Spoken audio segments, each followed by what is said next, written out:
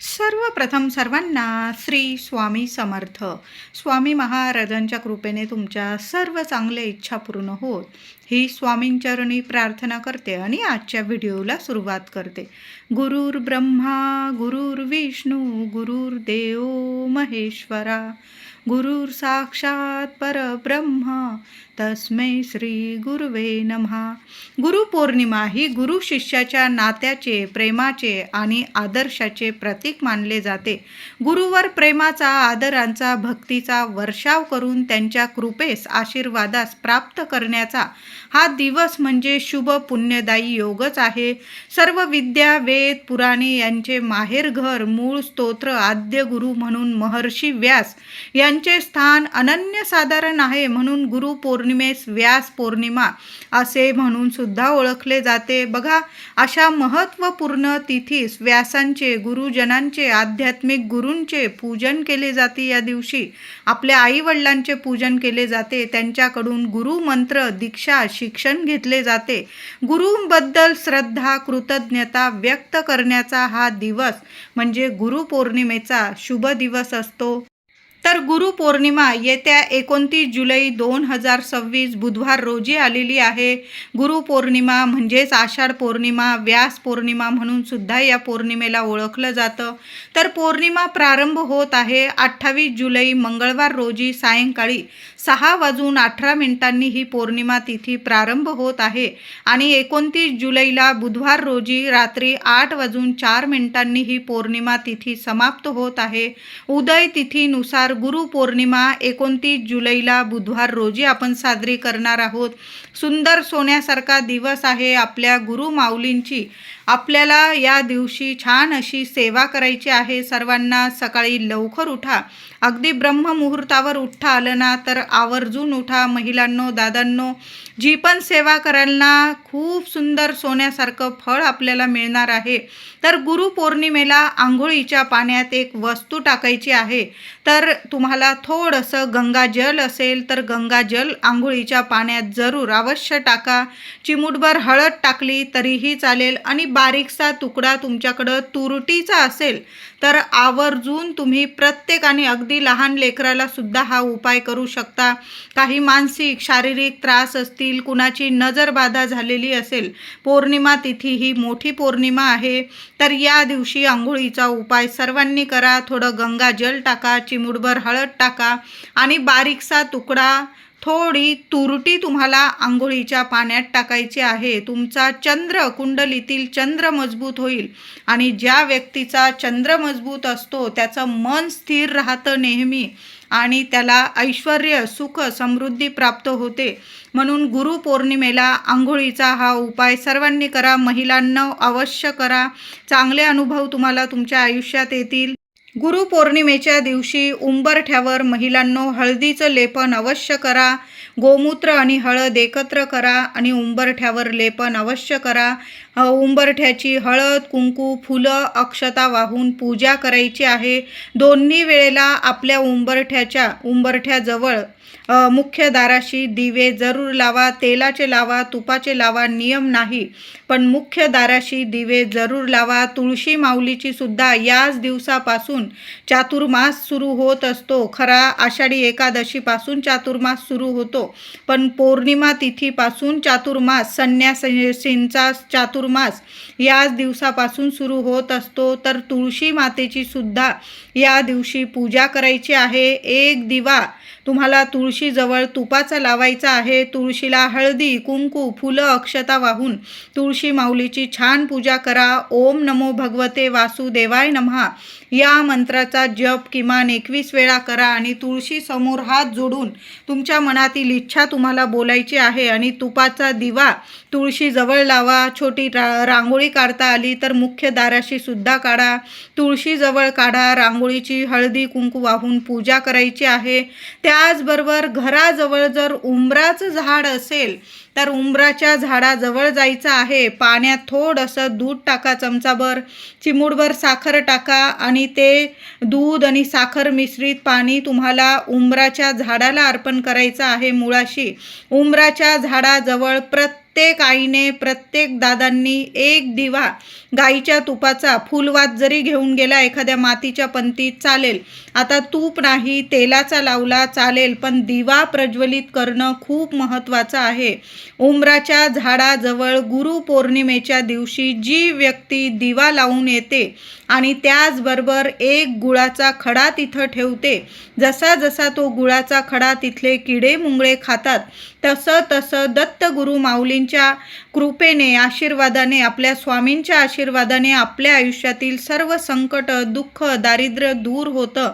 7 जन्मांचा पितृदोष नष्ट होतो आणि भरभरून प्रगती आपल्याला मिळते, सुख समृद्धी मिळते, घरात शुभ मंगल गोष्टी घडून येतात, आपल्याला हवी तशी प्रगती मिळते. म्हणून प्रत्येकाने उंबराच्या झाडाची ही सेवा आवर्जून करा. एक दिवा लावा, गुळाचा खडा ठेवा, नमस्कार करा.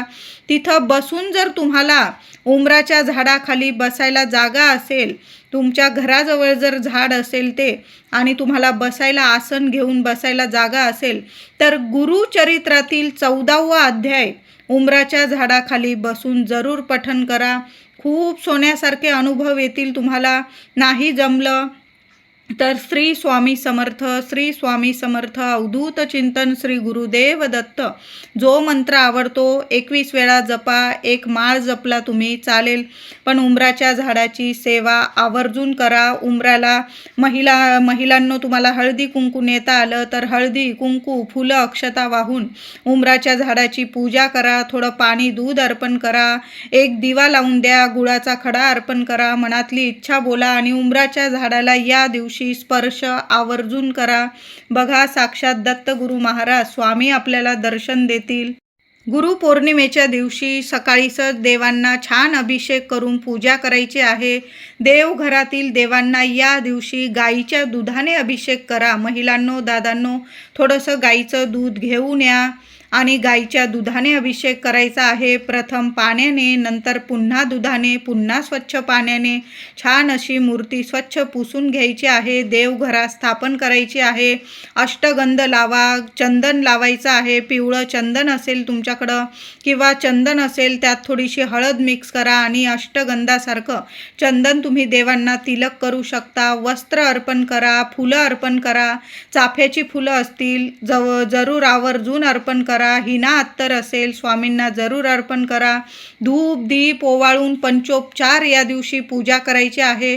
स्वामींची मूर्ती असेल तर मूर्तीला अभिषेक करा. फोटो असेल तुम्ही पुसून घ्या, हार घालायचा आहे फोटोला. स्वामींची मूर्ती असेल छान अशी वस्त्र अलंकार घालून सजवायची आहे. फुलं अर्पण करा.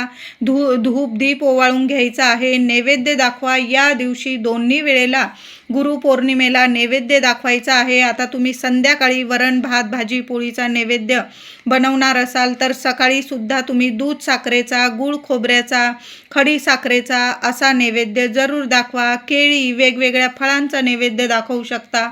पण गुरुपौर्णिमेला घेवड्याच्या भाजींचा नैवेद्य सकाळी दाखवा किंवा संध्याकाळी. वरण भात भाजी पोळी किंवा गोड थोडासा प्रसाद भाजून घ्या. असा नैवेद्य प्रत्येकाने गुरुपौर्णिमेला आपल्या देवघरात दाखवायचा आहे. खूप सोन्यासारखे अनुभव येतील. महिलांनो, थोडीशी घेवड्याच्या शेंगांची भाजी घेऊन या. तुम्ही कांदा लसूण विरहित बनवू शकता किंवा तुम्ही कांदा लसूण घालून बनवत असाल तर तशीही बनवा. पण घेवड्याच्या शेंगांच्या भाजीचा नैवेद्य तुम्ही जरूर या दिवशी दाखवायचा आहे. सोन्यासारखे दिवस येतील. मनातल्या सर्व इच्छा गुरु माऊलींच्या कृपेने जरूर पूर्ण होतील तुमच्या. गुरुपौर्णिमेला एक अखंड दिवा आपल्या देवघरात लावून ठेवायचा आहे. दिव्यात एक कापराचा तुकडा टाका, चिमूटभर हळद टाका, 2 लवंग टाकून ठेवा. या वस्तू टाकताना तुमच्या मनातील इच्छा माता लक्ष्मीला सांगायची आहे, आपल्या गुरु माऊलींना सांगायचे आहे आणि असा एक अखंड दिवा जरूर लावून ठेवा. दिव्याची हळदी कुंकू फुलं वाहून पूजा करा आणि मग दिवा लावायचा आहे. तुमच्याकडून जर सेवा राहून गेलेली असेल, बऱ्याच आपल्या सर्वांनीच आपण 21 दिवसांची 11 दिवसांची सेवा केलेली आहे. या दिवशी गुरुपौर्णिमेच्या दिवशी आपण उद्यापन करत असतो, समापन करत असतो या दिवशी सेवेचं. पण आता ज्यांच्याकडून राहून गेलेली असेल, काही सेवा करणंच झालं नाही तुमच्याकडून, तर गुरुपौर्णिमेच्या दिवशी सकाळी लवकर उठून देवांची सेवा करून 1 दिवसाचं स्वामी चरित्र सारामृताचं पारायण सर्वांनी सर्वांनी जरूर करा. सुंदर सोन्यासारखे अनुभव येतील. कितीही तुम्हाला संकट असेल, भयानक संकट असेल, कितीही कठीण त्रास असेल तुम्हाला, एका दिवसात मार्ग स्वतः स्वामी काढून देतील. किंवा तुम्हाला जर गुरुचरित्राचं पारायण तुमच्याकडून झालं नसेल तर मग तुम्ही श्री संक्षिप्त गुरुचरित्र अवतरणिका, जरी 7 अध्याय आहे त्यात, ती जरी पठन केली, आसन घेऊन बसा, तुपाचा दिवा लावा, देवघरासमोर 7 अध्याय श्री गुरुचरित्र संक्षिप्त स्वरूपातील गुरुचरित्र अवतरणिका जरी पठन केली तुम्ही तरीही चालेल. संपूर्ण 7 पारायण केल्याचं, गुरुचरित्राचे 7 पारायण केल्याचं तुम्हाला फळ मिळणार आहे. किंवा तुम्ही 1 दिवसाचं स्वामी चरित्राचं सारामृताचं पारायण करू शकता. किंवा तुम्ही तारक मंत्राची 11 वेळा तारक मंत्र पठन करून सेवा करू शकता. 11 माळीची सेवा करू शकता. तारक मंत्राची सेवा करत असाल गुरुपौर्णिमेला तर महिलांनो, दादांनो, आसन घेऊन बसा, तुपाचा दिवा, अगरबत्ती, धूप, दीप लावून घ्या. घर आपलं देवघर इतकं प्रसन्न करा आणि मन प्रसन्न करून सेवा करायची आहे. कुठलाच विचार करू नका, काय त्रास आहे, काय चिंता आहे, माऊलीला सगळं माहीत आहे. तुम्ही फक्त सेवा करा, सेवा कधीच खाली जाणार नाही. तारक मंत्राची सेवा करताना पेलाभर पाणी घ्या, पिण्याचं पाणी घ्या, त्यावर उजवा हात ठेवून तुम्हाला अखंड 11 वेळा किंवा 21 वेळा किंवा जास्तीत जास्त वेळा तारक मंत्र पठन करायचं आहे. नंतर ते पाणी तुम्ही स्वतः प्रसाद स्वरूप प्यायचं आहे, तीर्थ स्वरूप. मुलांना द्या, घरातल्या कुटुंबातील प्रत्येक व्यक्तीला द्यायचं आहे. थोडंसं पाणी तुम्ही तुमच्या घरात जरी शिंपडून दिलं, स्वामींचं नामस्मरण करा आणि पाणी शिंपडून द्यायचं आहे. सुंदर सोन्यासारखे अनुभव येतील. स्वामी साक्षात दर्शन देऊन जातील अशी तारक मंत्राची ही सेवा आहे. जी सेवा जमेल ती जरूर करा. आता ज्यांची 21 दिवसांची 11 दिवसाची सेवेची समाप्ती आहे, उद्यापन आहे, त्यांनी देवांना छान अभिषेक घालून पूजा करा, नैवेद्य दाखवायचा आहे, आरती करायची आहे. दोन्ही वेळेला आरती करायची आहे. पिवळं दान एखाद्या गरीब व्यक्तीला किंवा मंदिरात एखाद्या भटजी बुवांना तुम्ही पिवळ्या रंगाचं दान देऊ शकता. मग पिवळे कपडे दान करू शकता, पिवळी मिठाई, केळी, असं दानाला सुद्धा खूप महत्त्व आहे. गरिबाला एखाद्या पोटभर जेवण दिलं तुम्ही तरीही चालेल. अशा पद्धतीने तुम्हाला उद्यापन 21 दिवसांचं 11 दिवसांची सेवेचं उद्यापन साध्या भोळ्या मनाने करायचं आहे. देवघरात घेवड्याच्या शेंगांच्या भाजीचा नैवेद्य, वरण भात, भाजी, पोळी, पुरणाची पोळी, बेसनाचे लाडू, हवा तो नैवेद्य तुम्हाला जमेल तशी सेवा करा. असं नाही की हे दाखवा ते दाखवा तरच आपली माय माऊली आपल्यावर कृपा करेल, असं मुळीच नाही. जो नैवेद्य जमेल ना तो नैवेद्य, साधा जरी वरण भात, भाजी, पोळी, थोडा शिरा भाजून घेतला महिलांनो तरीही चालेल. अशा साध्या सोप्या पद्धतीने आपल्या सेवेचं उद्यापन करायचं आहे. 1 दिवसाची सेवा कराल ती पण आपलं संध्याकाळी उद्यापन तुम्ही अशाच पद्धतीने करायचं आहे. सेवा चुकवू नका, सेवा जरूर करा. गुरुपौर्णिमेला सकाळी किंवा संध्याकाळी सर्वांनी मंदिरात जाऊन दर्शन घ्यायचं आहे. घराजवळ जे मंदिर असेल, दत्तगुरू महाराजांचं, स्वामींचं, साईबाबांचं, गजानन माऊलींचं, ज्या पण मंदिरात जाल, गुरु माऊली एकच आहे. मंदिरात जाऊन एक नारळ बरोबर घेऊन जा. तुम्हाला जो नैवेद्य चढवायचा आहे, अर्पण करायचा, तो बरोबर घेऊन जा. दोन्ही हातात नारळ धरायचा आहे, त्यावर थोडी खडी साखर ठेवा, थोडी फुलं घ्या चाफ्याची आणि तुम्हाला तुमच्या मनातील इच्छा स्वामींना सांगायचं आहे. माऊली, तुम्ही माझे गुरु आहात. जे काही सेवा झालेली आहे माझ्याकडून कबूल करून घ्या आणि आयुष्यभर सेवा करण्याचं मला म्हणजे सेवा करण्याची माझी इच्छा झाली पाहिजे. माझं मन नेहमी सेवेत असलं पाहिजे. कुणाचं पण भलं करण्याची इच्छा माझी असली पाहिजे. कधीच कुणाचं वाईट होणार नाही याची मी पण काळजी घेईल आणि माझी काळजी स्वामी तुम्ही घ्या, असं साध्या भोळ्या मनाने बोलून घ्या. गुरु माऊलींना गुरुपद द्यायचं आहे. म्हणजे आपले तुम्ही जर आजपर्यंत कधीच गुरु बनवलं नसेल कुणाला तर या दिवशी जरी बनवलं तुम्ही, एक नारळ अर्पण करून स्वामी माऊलींना आपण शिष्य आहोत स्वामींचे, माऊली आपली गुरु आहे. एक नारळ अर्पण करून तुम्ही स्वामींना गुरु बनवू शकता. साध्या भोळ्या मनाने आपल्या मनातील इच्छा बोला आणि एक नारळ, खडी साखर, थोडी फुलं अर्पण करा. जो नैवेद्य नेलेला असेल तो अर्पण करा.